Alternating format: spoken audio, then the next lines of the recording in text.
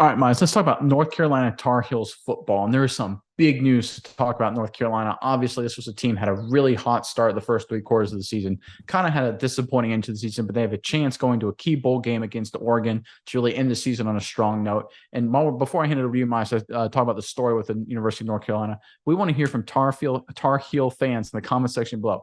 Look, this is a program that's known for having elite level, high quality quarterbacks that put points on the board like nobody else.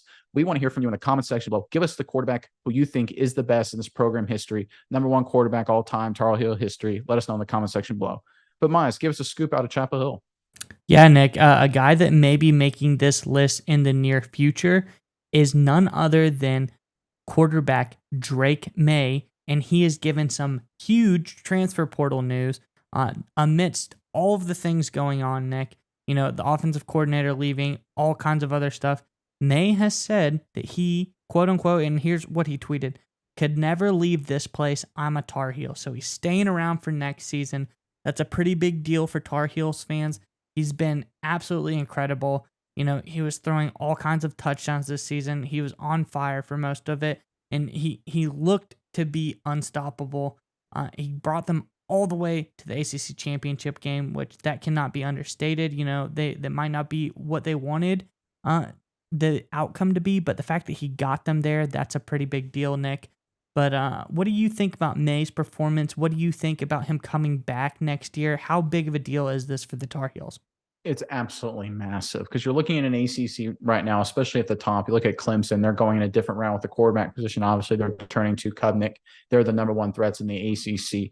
Outside of that, it's really hard to see what other quarterback play is better in that conference, other than Drake Maye. I think he's been absolutely fantastic. And here's a guy that if he would have left, a lot of people would have been like, it kind of makes sense, right? You alluded to the offensive coordinator leaving, some changes in the coaching staff. He's coming off a monster year. This is when his stock is the highest. Maybe this is chance to move to, I don't know, pick a bigger name program, to potentially, similar to what we saw last offseason when Caleb Williams at Oklahoma went to University of Southern California following Lincoln Riley. Could have been that kind of dynamic, but no, Drake Maye really likes Chapel Hill. He wants to be a Tar Heel, and he showed it. And credit to him and credit to the leadership at the top of this program for building a culture and an environment that's conducive for that. Because so many times you hear about, coaches and programs and athletic departments that treat it so much like a business and treat it so much, not really developing players, but treating it more like investing in assets, making it very cold and things like that. But credit to the University of North Carolina for doing a great job not doing that and giving a player of Drake Maye's caliber a reason to stay. Yeah, Nick, and it's so nice that Maye is staying in North Carolina, being that he's from the area. He's from Charlotte, Myers Park High School.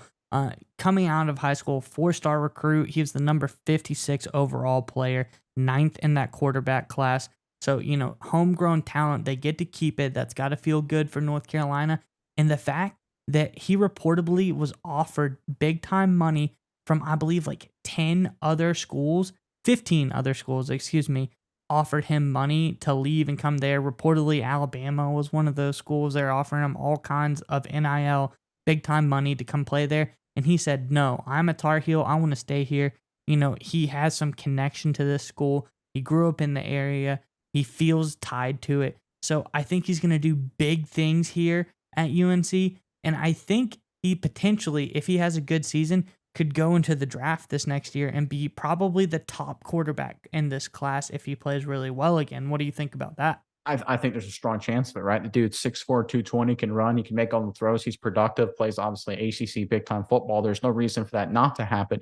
And North Carolina has set a really solid example for teams that aren't the traditional blue bloods, teams that aren't the Alabamas and the Ohio States. This is how you continue to be competitive year after year. You focus your offense, you focus your coaching around getting high quality quarterbacks, and you focus on putting up points. Because the reason you get a guy like Maye, I get it, he's from the area, but the reason you get and keep a guy like Maye is because you did the time with Mitch Trubisky, right? You did the time with Sam Howell, and you developed those guys and built offenses, high flying offenses around those quarterbacks. let those quarterbacks put up a lot of yards and a lot of points. It attracts talent when you have the ability to build a team. You focus on building a team at the quarterback position, which is the most important position in football, obviously. So again, credit to at the top for getting this done at North Carolina, building an organization, a culture, an offense, and a football team around the quarterback position, because now that they have their guy, they've got the right guy, and they're going to be even better next year. I'm looking for 2023 to be a monster year for the University of North Carolina football program.